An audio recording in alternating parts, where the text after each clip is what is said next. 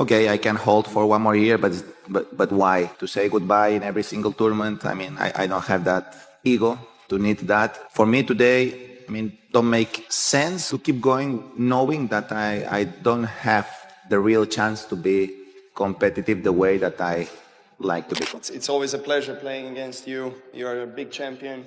For me, tennis fans were ready to witness the rise of a new champion, a moment of triumph, celebration, and glory.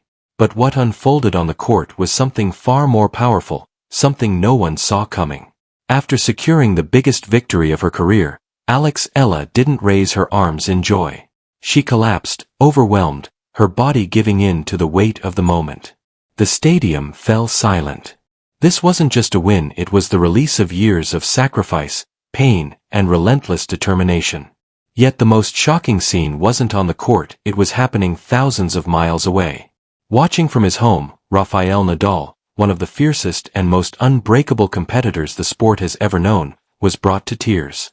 A man who built his legacy on resilience and mental toughness couldn't hold back his emotions. Within minutes, the footage spread like wildfire across the internet, leaving fans stunned and searching for answers. Why would a legend like Nadal react this way? What did he see in that moment that others didn't? Behind that collapse was a story deeper than victory, a journey filled with unseen struggles, silent battles, and a connection to the sport that only a true warrior could understand. And perhaps, in Alex Eala's fall, Nadal didn't just see a young champion. He saw a reflection of his own battles, his own pain, and the raw, human cost of greatness. First time I met Rafa, I was on the way to his academy. Oh my gosh, I was on the way to his academy because I was gonna try it out. We ran into him in the airport. It's kind of embarrassing to say, we kind of ran after him. Like, not ran after, but we were, fangirling. And then we told him, oh, we're going to your academy. And then he took a picture with us. Second time. Oh my gosh, that was the second time. The first time I, quote unquote, met Rafa, he came to my school in Manila. The moment the video surfaced online, it was clear this wasn't just another highlight from the world of tennis. At first glance, millions of viewers clicked play expecting the usual, a young star basking in victory, a trophy lifted, a crowd roaring in celebration. But within seconds, that expectation shattered. What unfolded on screen carried a depth of emotion that felt almost too heavy for a single moment. There was no scripted celebration, no polished triumph. Instead, there was raw humanity, unfiltered, overwhelming, and impossible to ignore, the kind of moment that doesn't just entertain but lingers, the kind that makes people pause, rewind, and watch again, trying to fully grasp what they just witnessed. It wasn't just a victory clip, it was something far rarer, a glimpse into the unseen cost of greatness, a moment where the line between strength and vulnerability completely disappeared, and in that silence, in that unexpected collapse, the world realized they weren't just watching tennis anymore. They were witnessing something unforgettable. I mean, nobody needs a successor. I think going to come another players that then going to be someone's maybe going to be better than me. Probably someone's going to try hard and not going to achieve what I achieved. But at the end, tennis will always have champions, no? And now Novak is still there, competing and winning, and of course we have two new great champions like Yannick and Carlos, that they are great. On one side of the world, a young player crumbled to the court, tears streaming down her face after claiming the most important title of her life. It should have been a moment of pure celebration, but instead, it became something far more raw, far more human. Overcome by everything it took to get there, she didn't stand tall in victory. She fell under the weight of it. On the other side of the world, in the quiet of his home in Mallorca, Rafael Nadal, a symbol of strength, resilience, and relentless fighting spirit, sat watching the scene unfold. And even he, a man who built his legacy on composure in the toughest moments, couldn't hold back his tears. Thousands of miles apart, yet connected by something deeper than the game itself, both moments mirrored each other. A champion on the rise and a legend reflecting on a journey he knows all too well. Eala already putting work in the lab with one of the greatest to ever pick up a tennis racket. 22-time Grand Slam champion Rafael Nadal posted a video on his official social media pages hitting the court with the Filipino sensation. It's been almost a year since the King of Clay called it a career after his campaign at the Davis Cup. Nadal says it was great to practice with Alex, who is a graduate of his tennis academy. Rafa adds he promises to be stronger next. That player was Rafael Nadal, and the young woman lying on the court, tears streaming down her face, was Alex. Within hours, the footage had spread across every major platform online. Sports pages rushed to repost it, and news channels replayed the moment again and again, trying to capture the emotion that words could barely explain. What started as a simple match highlight quickly turned into a global conversation. It wasn't just about who won or lost anymore, it was about what that moment represented. 2 generations, 2 journeys, and one powerful scene that connected them in a way the world couldn't look away from. She's improving all the time. She's a really nice person already. She's a really good player. It's really nice to see her improving. She keeps going all the time. She's a fighter on the court. What is nice for me, she's so young, and maybe she will play with my daughter one day. So it's really nice for me to see also the improvement. And I mean, she's a super good example for my daughter too, because she's really a fighter. She's positive. She goes out there. She's a kind person. And I think it's a really good example for everybody. Fans who had never followed tennis suddenly found themselves replaying the same clip over and over, trying to understand why it hit so deeply. Everywhere you looked, the headlines echoed the same message. Nadal breaks down watching Elo win. In an instant, the emotional reaction of Rafael Nadal transformed a single match into a global story. But the truth behind those tears goes far beyond one victory. What the world witnessed wasn't just a young player lifting a trophy. It was the visible end of a journey built in silence, years of sacrifice, setbacks, belief, and relentless effort. It was also the reflection of something even more powerful, a bond between mentor and athlete that had been forming long before the spotlight ever found them. That journey traces back to Rafa Nadal Academy, a place defined by discipline, repetition, and an unforgiving standard of excellence. Here, greatness isn't something you stumble on, it's something you construct, piece by piece, day after day. Under the harsh Mediterranean sun, on clay courts that demand both patience and precision, young players are pushed to their absolute limits. Every routine is designed to test not just skill, but character. Every drill, every match, every failure is part of a larger process, one that quietly shapes those who are strong enough to endure it. Each year, rising talents from across Europe arrive with the same dream, to sharpen their game and break into the professional world. Many come prepared, backed by experienced coaches, structured systems, and financial support. But even for them, the environment can be unforgiving. Because at this level, potential means nothing without resilience, and the path to the top leaves almost no room for weakness. And somewhere within that demanding world, Alex's story was unfolding, long before the rest of the world even knew her name. It's been a long day, but it was a fun day, and Alex Eala was a big part of that. She really brought a lot of energy to this Australian Open in a way that I haven't really seen any player do before. Certainly not someone as new on the scene, someone making their tournament debut. Ben, appreciate you for staying up and joining us on the show.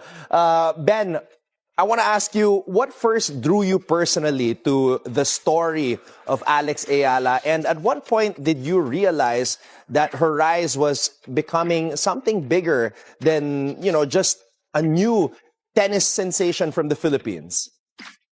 Yeah, I think I noticed her, like a lot of people did, when she made her run at the Miami Open last March, when she made the semifinal. In 2016, a 12-year-old girl from Manila stepped through the gates of the Rafa Nadal Academy carrying nothing but a scholarship and an enormous dream.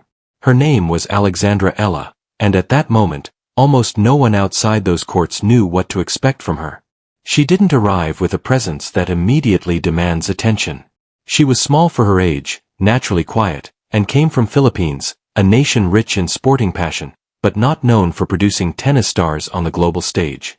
Unlike many of her peers, she wasn't stepping into a system built to carry her forward. She was stepping into one where she would have to fight for every inch. From the very beginning, her journey demanded something extra. Around her were players who had grown up inside Europe's competitive tennis circuits, athletes backed by structured coaching teams, sponsorships, and years of high-level match experience. In contrast, Ella was starting from a place that required not just talent but extraordinary resilience. Days at the academy were relentless. Technical drills stretched for hours under the unforgiving Mediterranean heat. Match simulations placed players in high-pressure scenarios where mental strength mattered just as much as physical ability. There were no shortcuts, no easy days, only repetition, correction, and constant evaluation. For scholarship athletes like Ella, the pressure carried an added weight. Every session felt like a test. Every performance silently asked the same question: do you deserve to be here? And the early years were far from easy. Losses came often, matches slipped away after promising starts, tournaments ended sooner than she had hoped. There were moments where progress felt invisible, where effort didn't immediately translate into results. For many young players, those moments become breaking points, but for Ella they became something else, the foundation of everything that was still to come. Retired at the Davis Cup last year when he played with Spain, of course, in Alcaraz, and then ended up going down to the Netherlands, but he's back on court for the first time. He hasn't been playing any tennis, and he's practicing with a very popular player. Let's go have a listen to what both Nadal and Alex Eala had to say about the practice session. This is what Rafa had to say over on Twitter. 1 year later, it felt great to be back on the tennis court. It was a great practice with you, Alex. After some of those defeats, she would return to her dormitory exhausted, discouraged, and full of doubt, questioning whether the distance from home, the sacrifices, and the relentless grind would ever truly pay off.